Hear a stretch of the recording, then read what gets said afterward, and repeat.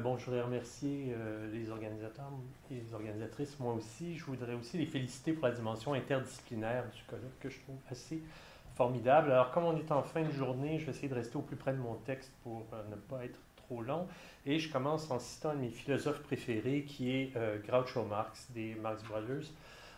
En anglais, parce que vous allez voir que la formule est plutôt intraduisible.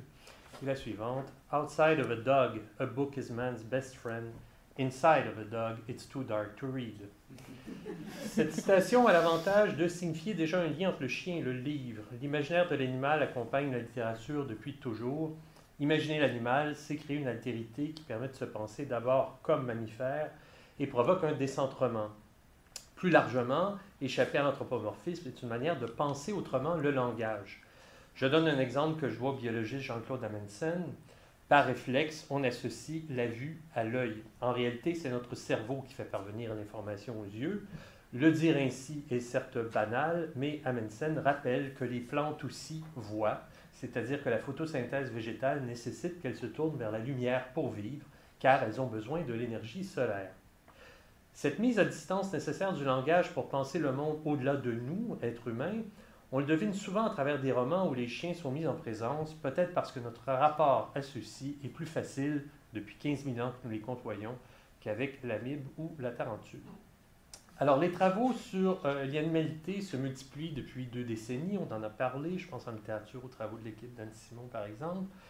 La recherche que j'entreprends sur le sujet, qui se situe dans la suite de mes travaux, il s'agirait de penser l'animal dans la fiction, dans l'affiliation d'une pensée et d'un savoir sur la science.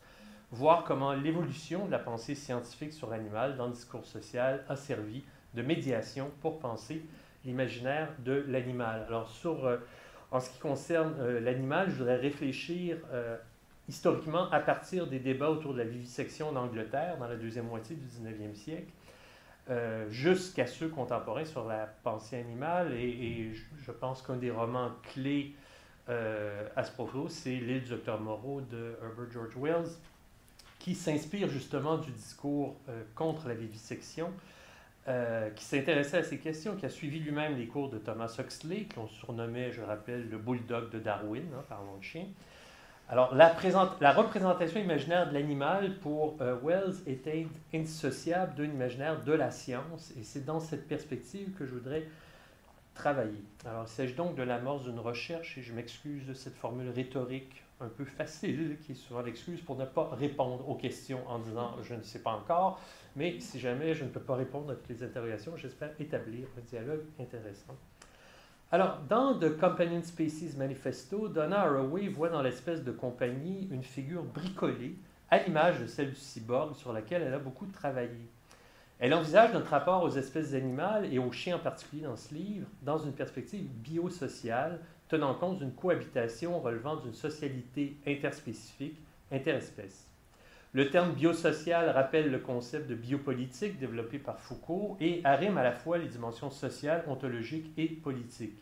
La coévolution nécessite en ce sens d'envisager un regard singulier sur l'animal devant lequel je me trouve.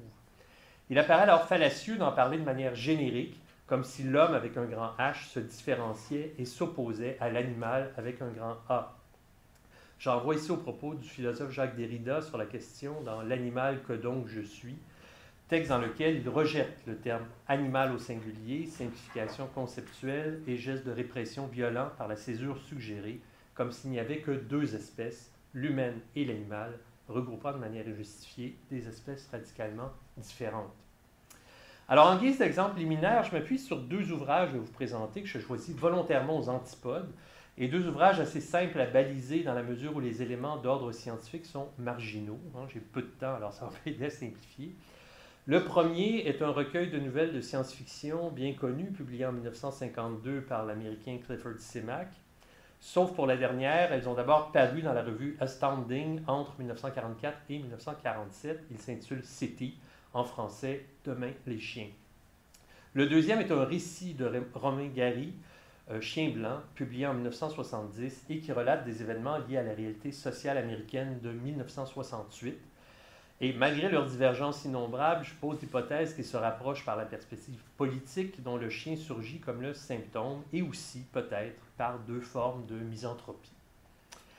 Alors, l'ouvrage le plus célèbre de Simak propose 8 contes ordonnés chronologiquement, dont le statut paraît dans le livre Problématique. Chaque conte est présenté d'une brève introduction qui sert à le contextualiser. La particularité est la suivante. Ces contes racontent, à différentes époques, entre 1990 et 12 000 ans plus tard, comment l'humanité est peu à peu disparue au profit des chiens qui forment dorénavant la principale race pensante. On y rencontre les membres de la famille Webster sur de nombreuses générations et un robot inusable, Jenkins, qui apparaît dans le 3e conte et ne disparaîtra plus. Pour la plupart des spécialistes canins, ces contes sont de pure légende, un cycle qui invente une espèce imaginaire qui aurait précédé le chien. La ville sera un signe de cette impossibilité historique, car pour les herméneutes canins, aucune espèce ne serait parvenue à vivre dans des endroits pareils. Pour d'autres, par contre, historiens et philologues canins, ces textes possèdent un ancrage historique, d'une histoire si ancienne que trop d'éléments échappent à l'entendement pour en faire une lecture précise. Quelle que soit l'opinion, on souligne que le point de vue humain est opposé à la logique canine. Le livre de Simak est associé à la science-fiction, mais loin du courant de la hard science fiction, dans lequel les technologies décrites se rapprochent de la connaissance scientifique réelle. Nous sommes plus près du conte, et d'ailleurs la préface de l'éditeur surjoue dès les premières lignes le genre, nous situant entre la pastorale et les tall tales américains. Alors je cite, « Voici les histoires que les chiens racontent au coin du feu quand le vent souffle du nord. Chaque famille se réunit autour du foyer. Les chiots, assis en silence, écoutent, et le récit achevé pose maintes et maintes questions. C'est quoi l'homme, demande-t-il, ou c'est quoi une ville, voire c'est quoi la guerre? Cette mise en place d'un monde en apparence édénique, un peu naïf, relève d'une certaine nostalgie, l'ouvrage n'en est pas exempt. Cette impression donnée par Nishpit masque pourtant une présence réelle de la science, aussi superficielle soit-elle, car peu crédible en ne s'appuyant pas sur un cadre et une rhétorique scientifique consistants, elle sert néanmoins d'embrayeur narratif.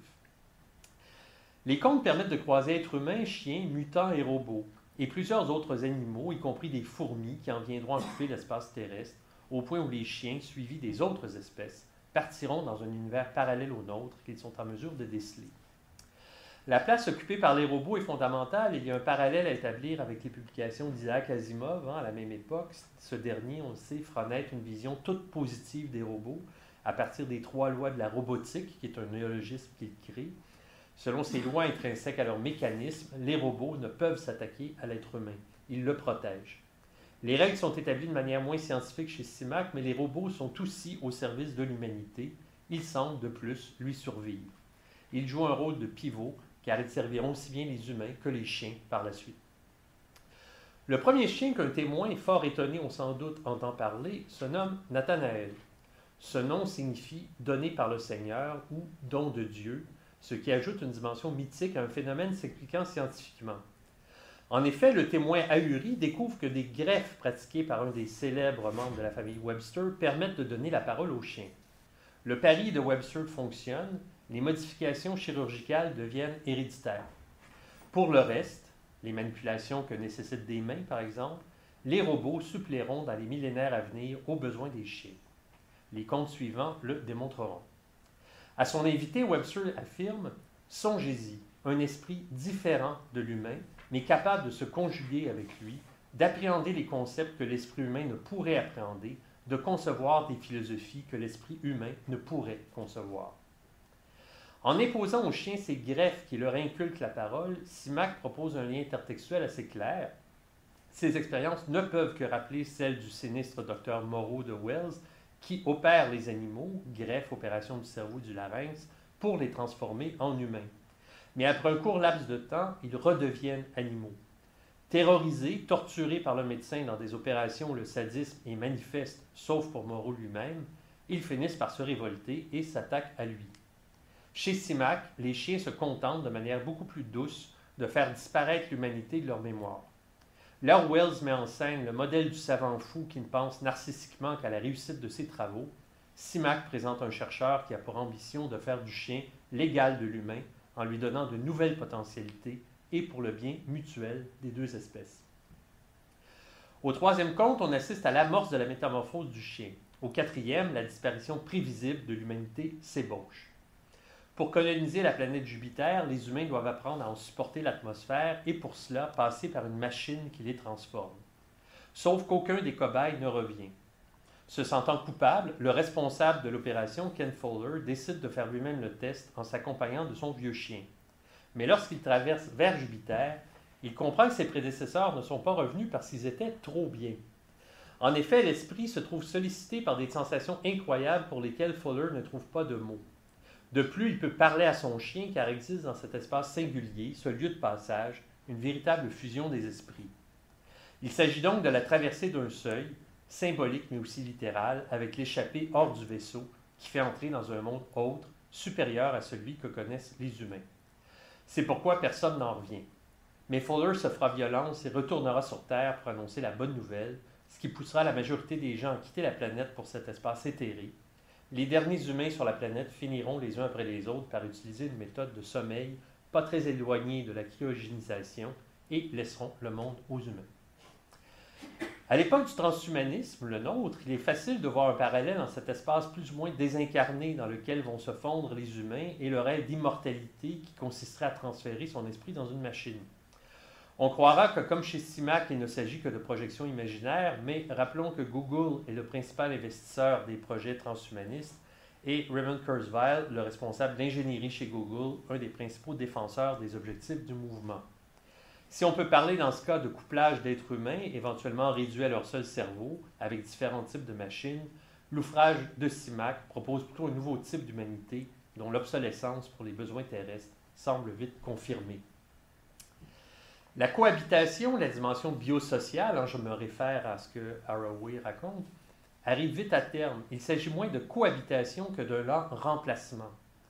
Mais commencé au milieu de la Deuxième Guerre, revu et terminé au moment de la guerre froide et du mécartisme, l'ouvrage est celui d'un homme fort pessimiste devant l'avenir de l'humanité. Comme l'écrit Juliette Fayel, le livre de CIMAC porte la trace de la guerre froide et de la hantise d'une apocalypse dont Hiroshima a fourni un avant-goût. C'est pourquoi les chiens et les robots de City sont post-humains de deux manières. Non seulement leur civilisation succède à la nôtre, mais ils sont en outre présentés comme des êtres supérieurs. Fin de la citation. La science permet de faire basculer chiens et robots du côté d'une civilisation qui ne reposera plus sur un rationalisme techniciste engendrant guerre et haine. Guerre et haine sont au cœur de Chien blanc de Romain Gary, dont le chien devient en quelque sorte la victime. C'est présenté comme un récit autobiographique, jusqu'à quel point, je ne sais pas exactement, Gary apparaît parfois comme un personnage un peu trop romanesque et les situations tombent un peu trop bien parfois. Mais bon, disons qu'il y a une part de fictionnalisation sûrement. Chien blanc se déroule pour l'essentiel en Californie en 1968, alors que l'écrivain habite avec la comédienne Jane Seberg qui aide les groupes d'extrême gauche afro-américains, et en partie à Paris où Gary se retrouve en mai 68. Donc. Cynique, l'ouvrage s'en prend au bon sentiment et à la naïveté, aux profiteurs, aux arrivistes, à la démagogie et à la propagande. Il porte sur la situation politique un regard souvent désespéré, les meilleurs passages, et parfois condescendant, les moins réussis. Alors, si le livre de CIMAC propose un seuil où tout bascule à la fin du 4e conte, au milieu de l'ouvrage, le seuil chez Gary se confond avec les premières lignes. Son chien Sandy, à qui d'ailleurs le livre est dédié, rentre d'une promenade en solitaire et en ouvrant la porte pour le laisser entrer, le narrateur le découvre accompagné. Je cite, « C'était un berger allemand grisonnant, âgé de 6 ou 7 ans environ, une belle bête qui donnait une impression de force et d'intelligence. Il attendait clairement une invitation, revendiquant ce droit d'asile qui est inscrit depuis toujours dans les rapports des hommes avec leurs compagnons d'infortune. Le chien n'a pas de médaille, Gary décide de le garder et l'appelle Patka. Tout démontre a priori que c'est un bon chien, sympathique et convivial, sauf que peu de temps après, il découvre que le chien a été dressé à attaquer les Noirs. L'histoire de ce chien reste à l'arrière-plan d'un récit portant essentiellement sur les tensions raciales en 1968. Elle hante pourtant le narrateur et joue un rôle central de plusieurs façons. Le titre du livre, d'ailleurs, indique bien son importance. Dans Chien blanc, il faut entendre chien de blanc. La dimension scientifique passe par le biais éthologique et comportemental. Découvrant son état, le narrateur conduit le chien au zoo privé de Jack Carothers qui entraîne des animaux pour des films et lui demande de le déconditionner. La réponse catégorique est négative. Le chien, trop vieux, est irrécupérable. Carothers accepte néanmoins de garder le chien en cage dans son zoo. Le narrateur va le voir chaque jour, je cite, « Chaque fois que je venais voir Batka dans sa cage, je croyais voir dans son regard une interrogation muette. Qu'est-ce que j'ai fait? Pourquoi suis-je enfermé dans une cage? Pourquoi ne veux-tu plus de moi? » En sortant de là, j'étais pris d'une véritable haine envers moi-même et, pour reprendre la phrase célèbre de Victor Hugo, « Lorsque je dis « je », c'est de vous tous que je parle, malheureux. » Un des spécialistes du comportement animal au zoo, un homme surnommé Keyes à cause de l'immense trousseau de clés qu'il traînait, accepte de tenter de transformer le chien. Sauf que l'homme en question est un Afro-Américain. Il n'est certainement pas innocent que le narrateur note la première fois qu'il le voit une vague ressemblance avec Malcolm X. Montrant, si besoin était, que la science n'est pas qu'objective, cet homme projettera ses propres démons dans l'animal, à travers lesquels il voit le maître. Cherchant d'abord à affamer et assoiffer l'animal, puis en mettant son propre fils dans la cage tout en attachant le chien pour qu'il s'habitue, il sera rappelé à l'ordre par Carothers et parviendra à la surprise de tous à rééduquer l'animal, mais ce ne sera que pour en faire un chien noir qui attaque les blancs, ce qui conduira finalement à la mort du chien. Le chien devient victime de la haine, souffre-douleur symbolique et plus que symbolique. Jane Seberg est approchée par des membres du SDS, le Students for Democratic Society, dont je rappelle que c'est un mouvement de gauche très impliqué politiquement, notamment dans la guerre contre le Vietnam. Et elle est approchée par eux pour qu'elle donne son chien vicieux, entre guillemets, qu'on brûlerait au napalm sur la place publique en signe de protestation contre la guerre du Vietnam, prenant pour acquis que la mort d'un chien aurait plus d'effet encore que celle d'un humain. Et on l'aura compris, ce serait pour eux beaucoup moins grave. La première fois que Gary, dans l'ouvrage, entend cette histoire, il est à l'étranger et elle lui est rapportée par un ami. Quand même, ça va loin, cette idée d'arroser un chien d'essence et d'y mettre le feu. Sur le coup, Gary ne comprend pas trop de quoi il est question, mais comme par une association d'idées naturelles, il enchaînera en affirmant « Ce qui frappe immédiatement lorsqu'une flambée de violence raciale atteint son apogée, ou à la page suivante, dans le ghetto qui s'enflamme. » Donc le chien est celui qui, bien malgré lui, pour filer la métaphore, met le feu aux poudres. Il devient le modèle et la manifestation des contradictions et des paradoxes qui traversent les personnages du livre, tel cet antiraciste militant, lui-même juif, qui demande à Gary s'il ne pourrait pas acquérir le chien pour protéger sa maison. Comme le disait si bien Serge Gainsbourg, qui promène son chien est au bout de la laisse. Gary s'identifie au chien et va lier sans cesse questions canines et humaines. Quand il est enragé et ne sait plus quoi faire, il dira qu'il a perdu sa laisse, ou encore qu'il ne parvient pas à civiliser son animal intérieur quand c'est au volant, etc., etc. Les exemples sont nombreux. Là où il y a de la haine, il ne peut y avoir éducation, ajoute-t-il, seulement dressage. Désabusé, il ira jusqu'à dire à Batka « Je ne te demande pas de ne pas mordre les Noirs, je te demande de ne pas mordre seulement les Noirs. » Là encore, la dimension biosociale semble ô combien ténue. Pourtant, c'est grâce aux animaux, et aux chiens en particulier dans le roman, dans le livre, que le narrateur revient aux humains. Je cite « C'est assez terrible d'aimer les bêtes. Lorsque vous voyez dans un chien un être humain, vous ne pouvez pas vous empêcher de voir un chien dans l'homme et de l'aimer. Et vous n'arrivez jamais à accéder à la misanthropie et au désespoir. » Alors, je conclurai en disant que le lien avec la science dans ces deux ouvrages est mince, mais il donne une perspective à la manière dont la fiction peut penser le rapport à l'animal. Les textes où cet ancrage est plus net sont nombreux. J'en donnerai quelques exemples pour ouvrir en conclusion. Par exemple, dans des cas où apparaissent des êtres humains en partie humains, des êtres en partie humains, en partie animales. J'ai mentionné le roman de Wells, on peut aussi penser à des œuvres variées, aussi variées que Cœur de chien de Mikhail Bulgakov, qui m'enseigne un savant fou et des expériences médicales. Oryx and Crake de Margaret Atwood, qui nous place dans un univers génétiquement modifié. Beast de John Crowley, qui m'enseigne une nouvelle science qui transforme les espèces. La nouvelle de Fly de George Langeland, où, à la suite d'une expérience scientifique, un homme se voit partiellement transformé en mouche. Et bien sûr, ces nombreux textes qui, dans la foulée des animaux dénaturés de Vercors, jouent sur la frontière des espèces.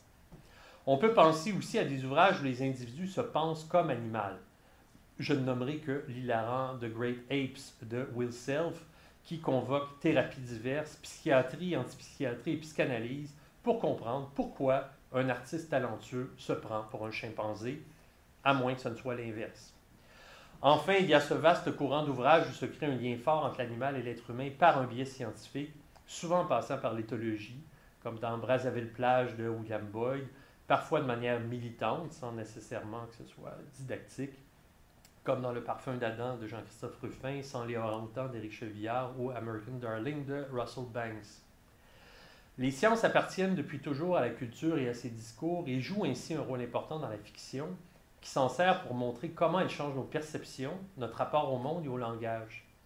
Le développement des discours sur le spécisme dans le discours social actuel, parallèlement au succès de questions comme l'altérité ou l'hybridité, depuis un quart de siècle, donne l'occasion de réfléchir à ce rapport radical à l'autre animal dans un cadre darwinien. La perspective scientifique permet de baliser intellectuellement le projet que je voudrais développer, analyser des textes qui, à travers leur narration, permettent de penser ce rapport à l'animalité. Cette perspective scientifique qui se situe dans un cadre large, des ouvrages qui impliquent un rapport de rationalité, de logique, de réflexion entre l'être humain et les animaux, ce qui n'oblige pas à rester dans un cadre réaliste. Alors l'important serait d'explorer les brouillages provoqués par des frontières de plus en plus friables entre les espèces, la manière dont ils se manifestent et, de cette façon, des questions limites d'identité. Je vous remercie beaucoup.